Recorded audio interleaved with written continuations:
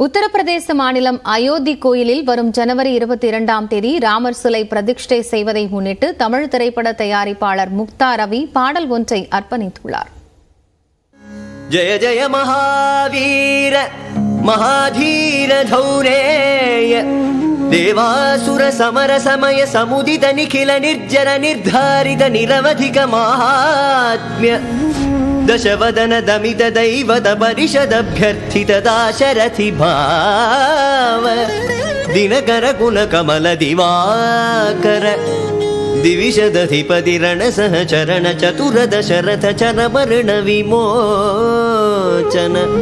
कोसल सुता कुमार भाव कंचुकित कारणाकार कौमार केळि गोपायित कौशिकाध्वरा ರಣಾಧ್ವರ ಧೂರ್ಯ ಭವ್ಯ ದಿವ್ಯಾಸ್ತ್ರ ಬೃಂದ ವಂದಿತ ಪ್ರಣತ ಜನ ವಿಮತ ವಿಮಥನ ದುರ್ಲಲಿತ ದೋರ್ಲಲಿತ ತನುತರ ವಿಶಿಖ ವಿತಾಡನ ವಿಘಟ